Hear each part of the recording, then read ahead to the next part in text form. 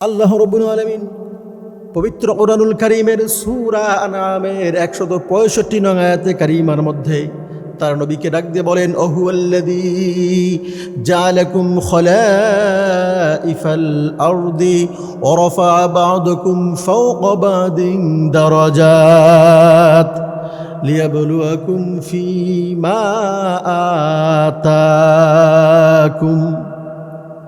আল্লাহ রাব্বুল আলামিন ডাক দিয়ে বলে, হাবিব, আপনি পৃথিবীর সমস্ত মানুষদেরকে জানিয়ে দিন, আমি পৃথিবীর জমিনে মানুষদেরকে খলিফা বানিয়েছি, মানুষদেরকে আমি আমার প্রতিনিধি বানিয়েছি এবং একজন মানুষের উপরে আর একজন মানুষকে আমি কর্তৃত্ব দিয়েছি, মর্যাদায় উন্নীত করেছি। আমি কাউকে ধনী বানিয়েছি, কাউকে গরিব বানিয়েছি। আমি কেন ধনী এবং কেন গরিব তৈরি করলাম?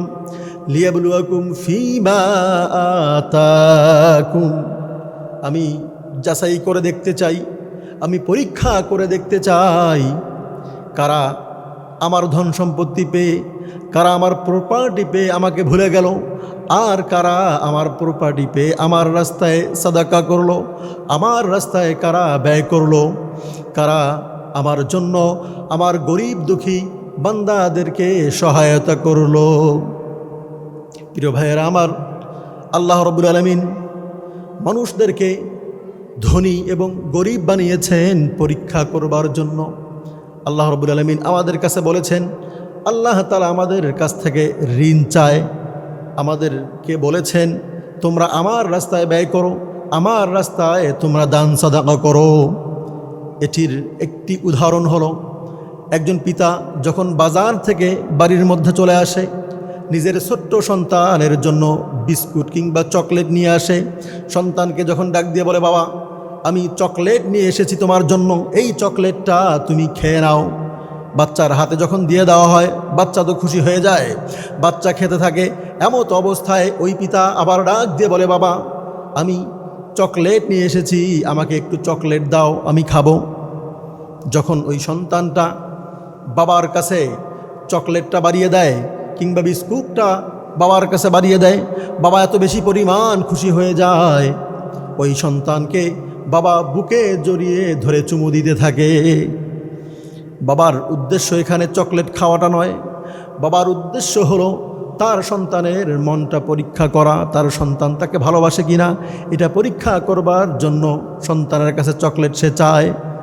প্রিয় ভাইয়েরা আমার, এজন্য আল্লাহ রাব্বুল আলামিন আমাদেরকে সম্পদ দিয়েছেন, আবার তিনি আমাদের কাছে দান চাচ্ছেন, আমাদের কাছে তিনি কর্জে হাসানা চাচ্ছেন। আল্লাহ রাব্বুল আলামিন পবিত্র কুরআনুল কারীমে আরেক আয়াতের মধ্যে ডাক দিয়ে বলে, মান যাল্লাযী ইউরিদুল্লাহ করদান হাসানান ফায়ুদাইফাহু লাহু আদআফান কাসীরা।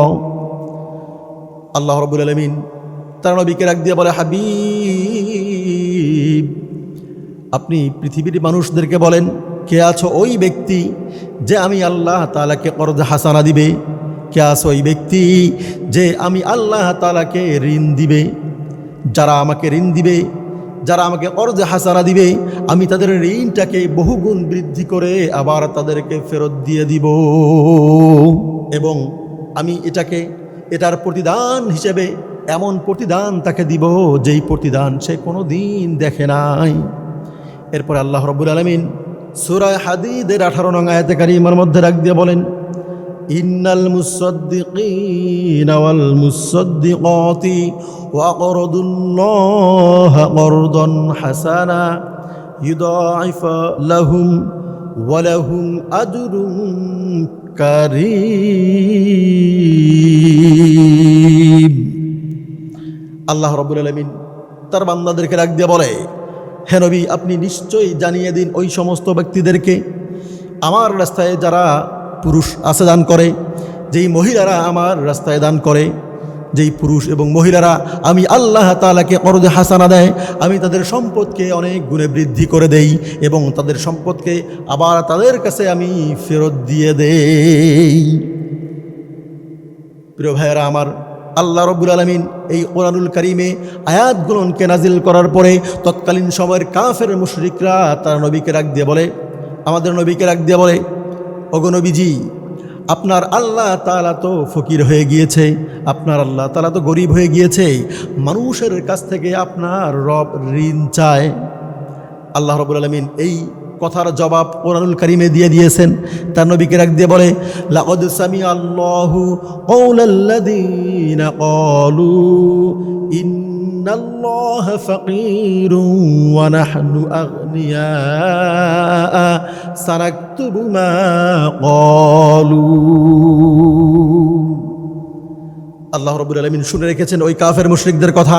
ওই কাফেররা কে বলেছে আল্লাহ তাআলা ফকির, কে বলেছে আল্লাহ তাআলা গরিব, আর তারা ধনী, এই কথা যারা বলেছে আল্লাহ রাব্বুল আলামিন তাদের এই কথাগুলোকে লিপিবদ্ধ করেছেন এবং তাদের জবাব আল্লাহ তাআলা দিয়েছেন। সূরা ফাতিরের 15 নং আয়াতে কারিমার মধ্যে আল্লাহ তাআলা ডাক দিয়ে বলে, ইয়া আইয়ুহান নাসু আনতুমুল ফুকারাউ ইলাল্লাহ ওয়াল্লাহু হুয়াল গনিয়ুল হামিদ। আল্লাহ রাব্বুল আলামিন ডাক দিয়ে বলছে, ইয়া আইয়ুহান নাস, হে মানুষ। পৃথিবীর সমস্ত মানুষদেরকে তিনি ইন্ডিকেট করে বলতেছেন, হে মানুষেরা, আনতুমুল ফুকারা, তোমরা সমস্ত মানুষ হচ্ছ আমি আল্লাহর দরবারের ফকির। আল্লাহু হুয়াল গনিয়ুল হামিদ, তোমাদের রাজা ফকির, তোমাদের বাদশারা ফকির, তোমাদের কোটিপতিরা ফকির, তোমাদের শিল্পপতিরা সবাই আমি আল্লাহর দরবারের ফকির। আল্লাহু হুয়াল গনিয়ুল হামিদ, শুধুমাত্র ধনী, একমাত্র ধনী হচ্ছেন আল্লাহ তাআলা। প্রিয় ভাইয়েরা আমার, আল্লাহ রাব্বুল আলামিন আমাদের কাছ থেকে ঋণ চেয়েছেন আমাদেরকে পরীক্ষা করবার জন্য। আমাদেরকে দান সাদাকা করতে হবে। এই দান সাদাকার মাধ্যমে আল্লাহ রাব্বুল আলামিন আমাদেরকে যাচাই করবেন।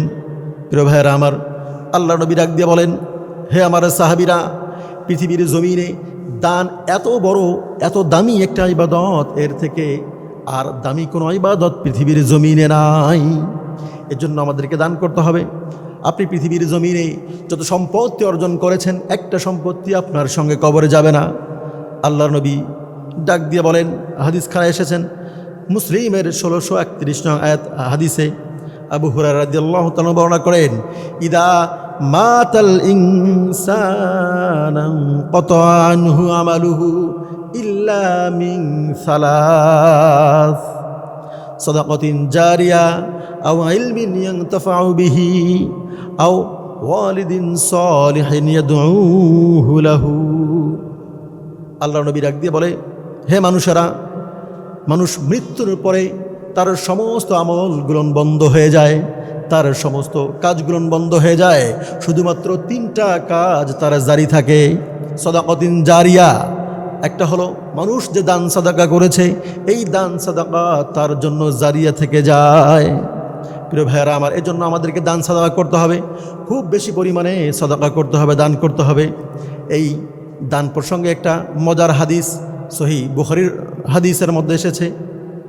আল্লাহ নবী তাবুকের যুদ্ধের জন্য সাহাবা আজমাইনদেরকে প্রস্তুতি করে দেওয়ার পরে আল্লাহ নবী সাহাবীদেরকে ডাক দিয়ে বলে, ও আমার সাহাবীরা, এই জিহাদে আমরা যাব, আমাদেরকে এখান থেকে 600 কিলোমিটার দূরে যেতে হবে। আমাদের অর্থের প্রয়োজন, আমাদের টাকার প্রয়োজন, আমাদের বাসস্থানের প্রয়োজন, আমাদের যানবাহনের প্রয়োজন। তোমরা তোমাদের মধ্যে যাদের সম্পদ আছে, সম্পদগুলোর একটা অংশ তোমরা আমার কাছে নিয়ে আসো। সাহাবা আজমাইন দান করবার জন্য সম্পদকে এনে আল্লাহর নবীর দরবারে হাজির করতে লাগলেন। হযরত ওমর ইবনে খাত্তাব রাদিয়াল্লাহু তাআলা চিন্তা করলেন, আমি কোনো দিন আবু বকর সিদ্দিককে দান করে পরাজিত করতে পারি নাই, আমার কাছে একটা সুবর্ণ সুযোগ এসে গেছে। এই মুহূর্তে আবু বকর সিদ্দিক রাদিয়াল্লাহু তাআলা আনহুর সম্পদ তেমন নাই, আমি এমন বেশি পরিমাণে সম্পদ দান করব যে সম্পদ হযরত আবু বকরের থেকেও বেশি হয়ে যাবে। এই কথা ভাবার পরে হযরত ওমর ইবনে খাত্তাব রাদিয়াল্লাহু তাআলা আনহু তার সম্পত্তির অর্ধেক পরিমাণে সম্পত্তি আল্লাহর নবীর কাছে নিয়ে আসলেন, নিয়ে এসে দান করে দিলেন। আল্লাহর নবী ডাক দিয়ে বলে, হে ওমর, তুমি কতটুকু পরিমাণ সম্পদ আমার জন্য নিয়ে এসেছ? আল্লাহ নবীর সাহাবী ওমর ইবনে খাত্তাব রাদিয়াল্লাহু তাআলা ডাক দিয়ে বলে, হাবিব, আমি আমার সম্পত্তি যাহা আছে, আমার সমস্ত সম্পত্তির মধ্যে অর্ধেক সম্পত্তি আমি এই যুদ্ধের জন্য এনেছি। এবারে হযরত আবু বকর সিদ্দিক রাদিয়াল্লাহু তাআলা আনহু চলে আসলেন, সামান্যতম একটা পোটলা থেকে কিছু জিনিস বের করে দিলেন, কিছু থালাবাটি, কিছু পুরানা জিনিসপত্র সেখানে ছিল। মনে মনে ভাবতে লাগলেন, ওমর ইবনে খাত্তাব, আমি তো আবু বকর সিদ্দিককে পরাজিত করে ফেলেছি। এবারে আল্লাহর নবী আবু বকর সিদ্দিককে ডাক দিয়ে বলে, হে আবু বকর, তুমি বাসার মধ্যে কি রেখে এসেছো? আবু বকর সিদ্দিক রাদিয়াল্লাহু তাআলা তার নবীকে ডাক দিয়ে বলে, হাবিব, আমি বাড়ির মধ্যে শুধুমাত্র আল্লাহ রব্বুল আলামিন এবং আমি আপনার ভালোবাসাকে বাড়িতে রেখে এসেছি। এটা দেখার পরে হযরত ওমর ইবনে খাত্তাব রাদিয়াল্লাহু তাআলা আনহু ভাবতে লাগলেন, দান করার ক্ষেত্রে আবু বকর সিদ্দিককে কখনো পরাজিত করা সম্ভব নয়। প্রিয় ভাইয়েরা আমার, এবারে আল্লাহর নবী উসমান রাদিয়াল্লাহু তাআলা আনহুকে ডাক দিয়ে বলেন, হে উসমান ইবনে আফফান, তুমি এই তাবুকের যুদ্ধের জন্য কি পরিমাণে সম্পদ নিয়ে এসেছো? হযরত উসমান রাদিয়াল্লাহু তাআলা আনহু আল্লাহর নবীকে ডাক দিয়ে বলে, এই যুদ্ধ এখান থেকে 600 কিলোমিটার দূরে যেতে হবে। 30,000 সৈন্যের জন্য খাদ্যের প্রয়োজন, তাদের জন্য যানবাহনের প্রয়োজন। তাদের 30,000 সৈন্যের মধ্যে অর্ধেক সৈন্যর সমস্ত খাবার দায়িত্ব আমি একাই নিয়ে নিলাম, এবং এদের যে যানবাহন লাগবে, উট যতগুলো লাগবে তার অর্ধেক পরিমাণে উট আমি একাই দিয়ে দিলাম। যদি বলেন না সুবহানাল্লাহ। প্রিয় ভাইয়েরা আমার, দান করার ক্ষেত্রে আল্লাহর নবীর সাহাবীরা সবাই প্রতিযোগিতা করতেন। আজকের জামানায় আমরা তো দানের ক্ষেত্রে প্রতিযোগিতা করি না। এই দানের প্রতিযোগিতা আল্লাহর নবীর সাহাবীদের শিক্ষা। আমরা সকলেই আল্লাহর জন্য খুব বেশি পরিমাণে দান করব।